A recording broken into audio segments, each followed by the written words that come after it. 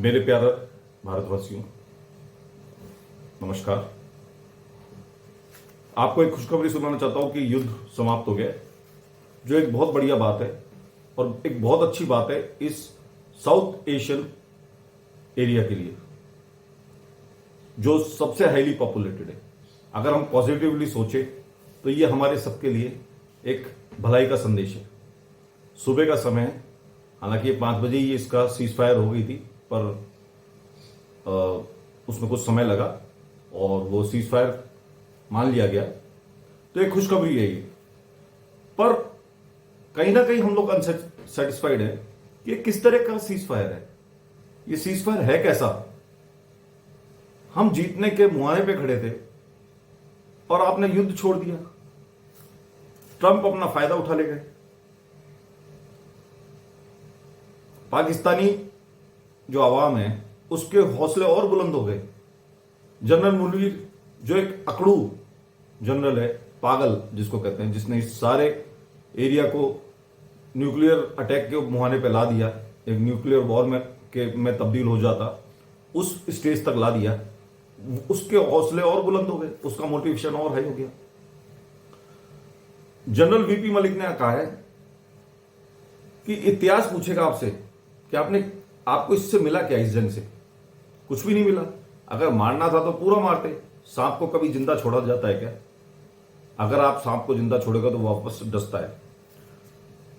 General Manoj Naravane कहते हैं आपको तीसरी बार मौका मिला था, तीसरी बार आपको मौका मिला था और आपने उसको मिस कर दिया। अब यह मौका वापस मिलेगा नहीं। इसी तरह से पृथ्वीराज चौहान ने 17 बार छोड़ा था, क्या फायदा हुआ? लास्ट में वो हार ही गया। इंडियन आवाम का तो कुछ पता नहीं, पर जो भारत जो पाकिस्तानी आवाम है, पाकिस्तानी पब्लिक है, वो क्या कह रही है?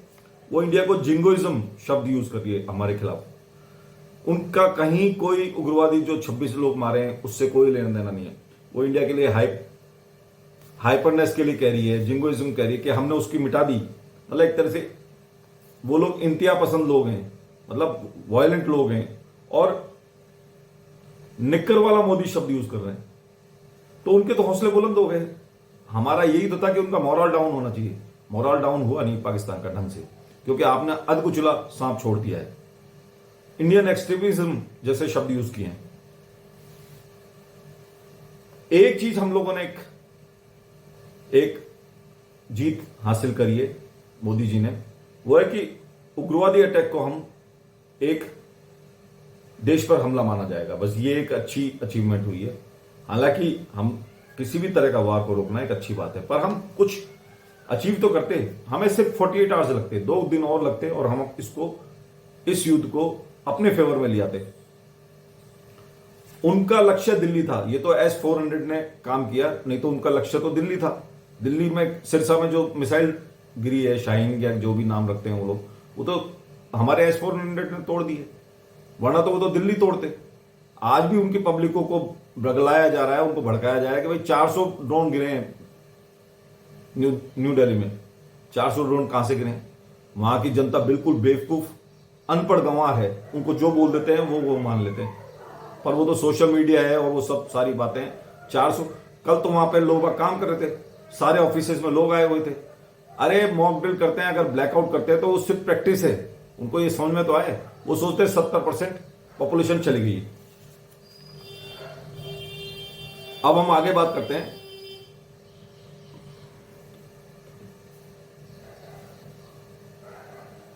भारत एक स्ट्रांग कंट्री है और एक तरह से हथियारों का मार्केट खुल गया है। हथियारों का मार्केट एक्सपो लगा हुआ है दुनिया भर में। आप समझे बात को? अब हथियारों का मार्केट अगर लगा हुआ है तो उसको खरीदार भी बहुत हैं, बेचने वाले भी बहुत हैं। अब इंडिया की जो चीन ने जो है इंडिया की सारी कैपेबिलिटीज को चेक कर लिया है। चीन का जो दिया हुआ जो एंटी मिसाइल सिस्टम था उसको भारत ने तबाह कर दिया, लाहौर में तबाह कर दिया। ये सबको पूरी दुनिया को पता है, पर वो लोग मानने को राजी नहीं है। उसने घर बैठे कोई दिक्कत नहीं हुई चाइना को, हमारा सारा टेस्ट कर लिया कि हमारे पास क्या क्या कैपेबिलिटीज है, क्या क्या हम लोग युद्ध कर सकते हैं, क्या हम जीत सकते हैं, हमारी कैपेबिलिटीज क्या, हमारे स्ट्रेंथ, वीकनेसेस, अपॉर्चुनिटीज और थ्रेट्स सारे चेक कर लिए। उसको कोई युद्ध भी नहीं करना। एक संदीप शर्मा जी का टॉपिक है, who wants to keep India engaged. कोई ना कोई ऐसा देश है जो इंडिया को या भारत को वॉर में एंगेज रखना चाहता है और उसको इकोनॉमी बनने नहीं देना चाहता। दूसरी एक किताब है, उसने ये लिखा, ये तो एक मुद्दा हो गया। दूसरी एक किताब है जो प्रोफेसर अतीक अहमद, पूरा नाम है डॉक्टर अतीक अहमद, उन्होंने लिखा है, वो professor emeritus of political science, Stockholm university के प्रोफेसर हैं।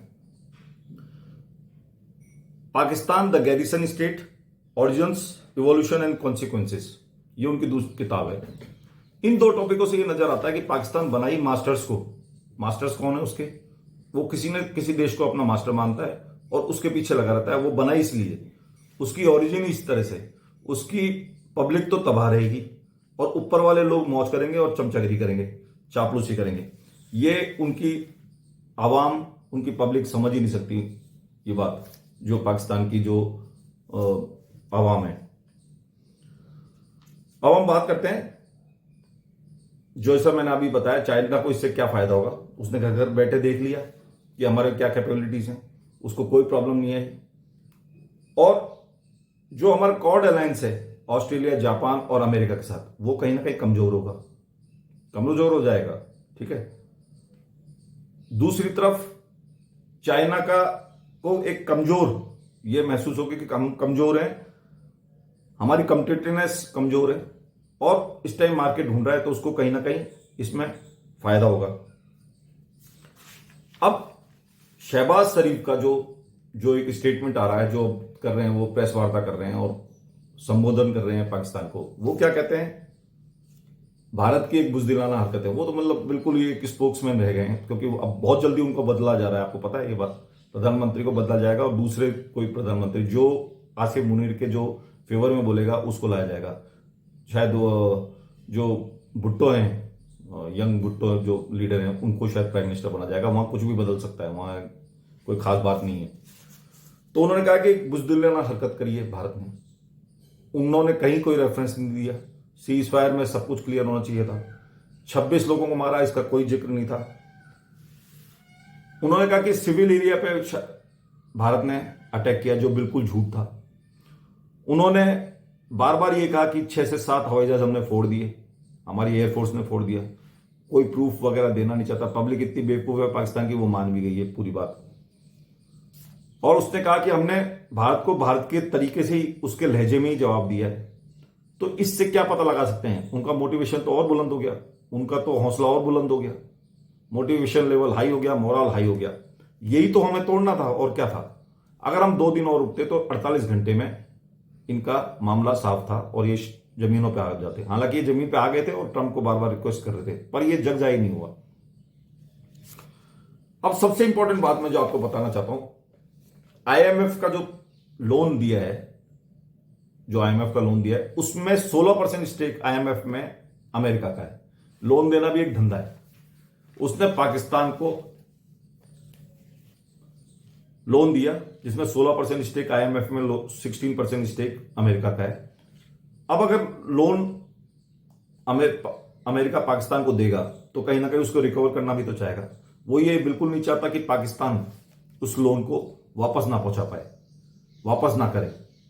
इसलिए उसने सबसे पहली जो डिमांड करी है वो है सीज फायर की। इससे 2 फायदे होते हैं, एक तो अमेरिका का पैसा वापस होता है, दूसरा उसका नाम बुलंद होता है कि वो ग्लोबल लीडर है। अब इसकी डिक्लेरेशन जो ज्यादातर वीडियोस में आ रही है कि डिक्लेरेशन जो है सीज फायर की, कौन करता, या तो मोदी करता या शहबाज शरीफ करता। ना तो मोदी ने करी, ना शहबाज शरीफ ने करी। सबसे पहले किसने करी? ट्रंप ने। इस बात से सब लोग नाराज हैं। यह शिमला जो समझौता था 1971 का, उसका पूरा पूरा उल्लंघन है। हालांकि वो उसी टाइम नहीं माना उन्होंने, शिमला समझौता 1971 के बाद ही मानना पाकिस्तान बंद कर दिया, पर उसका भी उल्लंघन है। ट्रंप ने घोषणा कर दी उसने दो नाम लिए उपराष्ट्रपति का। हम पूरी रात काम करते रहे, हम पूरी रात बोलते रहे, हम पूरी रात इंडिया और पाकिस्तान को मनाते रहे। उपराष्ट्रपति, अपने उपराष्ट्रपति का नाम लिया। उपराष्ट्रपति किसका नाम ले रहे हैं? ट्रंप का। तो दोनों में आपस में उन्होंने तो टीम बना ली और अपना नाम बुलंद कर दिया कि ये पूरा विश्व में प्रचार कर दिया कि ये जो वॉर है हम लोग रुकवा रहे हैं और हम कहीं ना कहीं ग्लोबल लीडर हैं, जबकि ये बात थी नहीं। अभी मेरे को पूरा क्लियर नहीं कि शायद प्रेस वार्ता में उन्होंने कुछ बोला है, जो हमारी जो प्रधानमंत्री की तरफ से कुछ आया है कि इसमें ट्रंप का कोई लेना देना नहीं है इस सीज फायर में। हालांकि हमारे बहुत सारे दोस्त भी थे जिन्होंने हमको रिक्वेस्ट किया, बट उन्होंने रिक्वेस्ट किया, जो अरब अमीरात वाले सारे जो लोग हैं उन्होंने रिक्वेस्ट ही किया था कि वार को रोका जाए। ट्रंप ने खुद आके घोषणा कर दी और न्यूयॉर्क टाइम्स में लिख भी दिया, मतलब अब लिख देगा कि भाई ये ट्रंप के द्वारा ही करा हुआ एक समझौता है, ट्रंप ने ये सीज फायर करा है, इसका करता रहता ट्रंप ही है, सारा श्रेय भी ट्रंप ही ले गया। जबकि ये युद्ध हमने शुरू किया तो खत्म भी हम ही करेंगे। हमारी आर्मी बहुत अच्छा उसने जवाब दिया। इसी बात पे न्यूयॉर्क टाइम्स की बात याद आती है। न्यूयॉर्क टाइम्स एक अखबार है अमेरिका का, उसकी बात याद आती है। उस 1971 में उसने एक आर्टिकल छापा था इंदिरा गांधी के लिए। इंदिरा गांधी ने साफ इनकार कर दिया था प्रेसिडेंट को मानने के लिए। प्रेसिडेंट बार बार कह रहे थे कि इस युद्ध को बंद करो। जब 1971 में जब बांग्लादेश का पार्टीशन हुआ और 2 देश टूटे, इंदिरा गांधी ने एक नहीं सुनी। एक सिंपल सी लेडी, सिंपल सी साड़ी पहनती है, उसको दुर्गा मां का रूप वाजपेयी ने ऐसे नहीं बोला है। उसने सीज फायर का को नहीं माना और वो लगातार युद्ध करती रही और उसने साफ कह दिया कि हम किसी गोरी चमड़ी वाले से की बात नहीं सुनेंगे जो हमको कहीं ना कहीं हमारे को छोटा समझता है। ये बात उसने क्लियर कर कह दी। आज वो जो इंदिरा गांधी का जो आर्टिकल है, टॉपिक जो 1971 में छपा था न्यूयॉर्क टाइम्स में, वो सब उसको देख रहे हैं। तो याद आता है कि ऐसे लीडर होना चाहिए जो 2 देश भी बना दिए, युद्ध भी जीत लिया, लाखों लोगों को बंदी भी करा लिया, और आज हम जीतने के मुहाने पे थे तो हम खत्म हो गए। हमने युद्ध छोड़ दिया और हमारे आर्मी का मोरल डाउन ही हुआ। ये कहीं ना कहीं डिप्लोमेटिक हार ही है भारत की, वरना इस युद्ध में जीता पड़ा था वो उनको भी पता है। युद्ध खत्म होना अच्छी बात है, पर कुछ कंडीशंस के साथ। हमने इसमें कुछ पाया ही नहीं। अगर हम कुछ पाते तो कुछ फायदा होता ना। जब डीजीएमओ आपस में दोनों जो पाकिस्तान और भारत के जो दोनों ऑफिसर्स थे, वो जब वो बात कर रहे थे, पीस की बात कर रहे थे, जब वो एक समझौता कर रहे थे, उस टाइम भी उल्लंघन हो रहा था। इसका बखान किया है हमारे chief minister of Jammu and Kashmir Omar Abdullah ने कि ये कैसा सीज फायर है। बम तो गिर रहे हैं श्रीनगर में और आप सीज फायर कर रहे हैं। ये किस तरह का सीज फायर है? ये पाकिस्तान की दोगली आदत है। इसकी खुजली मिटाई नहीं। अगर इसकी खुजली पूरी मिटा देते तो आज ये प्रॉब्लम नहीं होती। अब शाहबाज क्या कहते हैं? राफेल फेल हो गए, सारी धन्यवाद दे रहे हैं। वो पूरी जो मुस्लिम जो कम्युनिटी है उनको साथ लेके चल रहे हैं। तुर्की के जो प्रेसिडेंट है अर्दोगान, उसको थैंक्स दे रहे हैं। कतार के, अरब के जो भी बड़े बड़े जो उनके पॉलिटिशियंस हैं या जो उनके लीडर्स हैं, उनको धन्यवाद दे रहे हैं। सबको धन्यवाद दे रहे हैं। चाइना और अमेरिका को धन्यवाद दे रहे हैं। वो कह रहे हैं चाइना के बिना तो ये हो ही नहीं सकता था, वो तो हमारा सबसे बड़ा एलाई है, वो तो हमारा मास्टर है, मतलब एक तरह से हमारा आका है, ये बोल दिया उसने। ब्रिटेन को भी उन्होंने अपने संबोधन में इंक्लूड किया, शामिल किया। तो उन्होंने किसी को छोड़ा नहीं। हालांकि नवाज शरीफ ने साफ कहा था, शहबाज शरीफ को क्या कहा था कि इस युद्ध को छोड़ दो भैया, इसमें तुम्हारी जीत होने वाली नहीं है, हार ही होगी, और इसको जितना जल्दी छोड़ोगे पाकिस्तान फायदे में रहेगा, भारत से आप जीत नहीं सकते। तो बड़े भैया की एक तरह से कहीं ना कहीं एडवाइस थी। दूसरे शब्द भी यूज करते हैं, पाकिस्तान अमन चाहता है, ये भी उन्होंने कहा पाकिस्तान अमन चाहता है, पर जंग की तो जंग हम भी करेंगे और अपने आप को भारत के बराबर दिखाने की काफी कोशिश शहबाज शरीफ कर रहे हैं।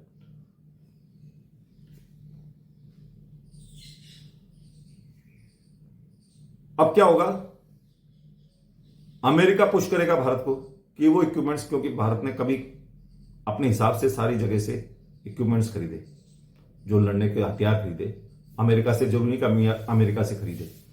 रफाल फ्रांस से खरीदा, S-400 रशिया से खरीदा, और अमेरिका से भी खरीदे, कुछ ड्रोन्स वगैरह खरीदे, जो मिसाइल्स वगैरह खरीदी, पर एक लिमिटेड दायरे में। इंजन भी खरीद रहा है, कई कई चीजें और भी चीजें खरीदता रहता है भारत खुद से। अब ये पुश करेगा भारत को कि तुम हमसे खरीदो, क्योंकि हमने तुम्हारा समझौता कराया।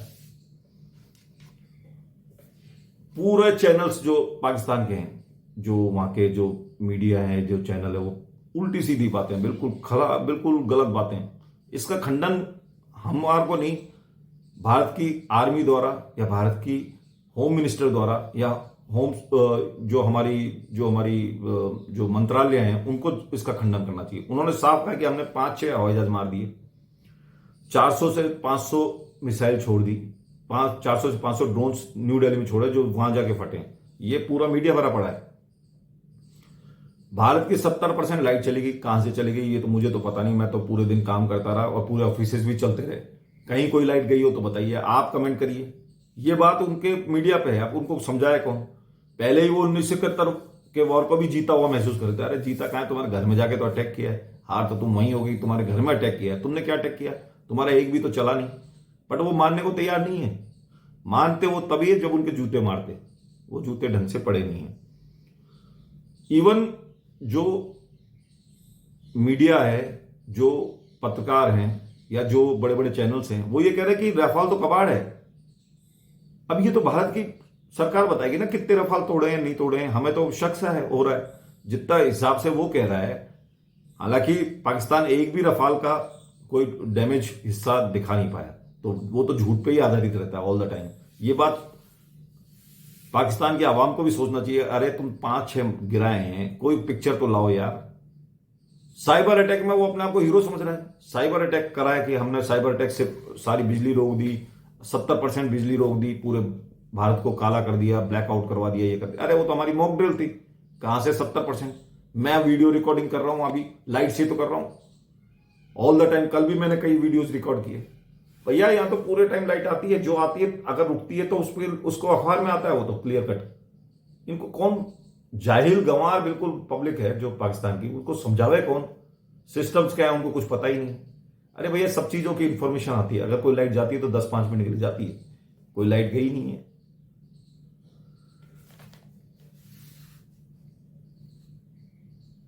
पाकिस्तान के, अच्छा हमारे यहां से भी कुछ फेक न्यूज थी जो मैंने मीडिया पर देखी कि कुछ पाकिस्तान के हवाई जहाज हम लोगों ने गिरा दिए, उनके पायलट्स को भी हम लोगों ने मतलब एक तरह से गिरफ्तार कर लिया। पर वो सब फेक न्यूज थी। वो भारत की तरफ से थी या कहां से थी वो पर मीडिया पे चल रही थी, तो ये हमारी तरफ से भी फेक न्यूज चली है। डीजीएमओ लेवल पे सीज फायर हुआ, पाकिस्तान ने उसका उल्लंघन उसके बाद भी किया। तो ये सब बातें हैं। इसी के साथ मैं इस पूरे युद्ध के जो युद्ध की एक्टिविटी हुई है, इससे सेटिस्फाई नहीं हूं। आप अगर सेटिस्फाई हैं तो कमेंट करना। मुझे तो इसमें कोई फायदा नजर नहीं आया। अगर हम 2 दिन और युद्ध करते, अगर हम इंदिरा गांधी वाली बात को पूरा मानते, अगर हमारे पुराने वाजपेयी साहब की बात मानते, जिन्होंने साफ कह दिया था, वाजपेयी, आपको एक किस्सा बताता हूं। वाजपेयी साहब को क्लिंटन ने फोन किया। क्या फोन किया? कि पाकिस्तान आपके ऊपर न्यूक्लियर अटैक कर रहा है। तो पता है वाजपेयी साहब ने क्या जवाब दिया? वाजपेयी साहब ने जवाब दिया कि मैं आज ही मान लेता हूं कि मेरी आधी पॉपुलेशन खत्म हो चुकी है, पूरी तो मरेगी नहीं न्यूक्लियर बम से, आधी मर गई है, पर कल का सूरज नहीं देख पाएगा पाकिस्तान। ये उनके जवाब थे। उस टाइम में मोदी जैसी सरकार नहीं थी, हम इतनी इकोनॉमिक पावर नहीं थे, पर आदमी का जिगरा था, इंदिरा गांधी का जिगरा था। तो इस बात से हम टोटली अनसेटिस्फाइड हैं। कहीं ना कहीं हमारी डिप्लोमेटिकली हार हुई है। देखिए युद्ध खत्म होना सबके लिए फायदेमंद है। इवन पब्लिक, जो पाकिस्तान की पब्लिक है, आवाम है, मैं उनको भी बधाई देता हूं कि वो उनकी लेडीज है, वो इस बात से खुश है कि युद्ध खत्म हो गया। उनकी पब्लिक है, वो भी इस बात से खुश है कि युद्ध खत्म हो गया। तो युद्ध सबके लिए फायदेमंद बंद होना सबके लिए फायदेमंद है, ये बात वो लोग समझते हैं, बट किसी कोई निष्कर्ष तो निकले। इसी के साथ में ये वीडियो काफी लंबा हो गया, मैं इसको समाप्त करता हूं। आपको चैनल को सब्सक्राइब करने के लिए रिक्वेस्ट करता हूं, आपसे रिक्वेस्ट करता हूं कि इसको शेयर करें, सब्सक्राइब करें और अपने दोस्तों को बताएं कि हम इस प्रोजेक्ट से जुड़े हुए हैं, हमारी मदद करें। बहुत बहुत धन्यवाद।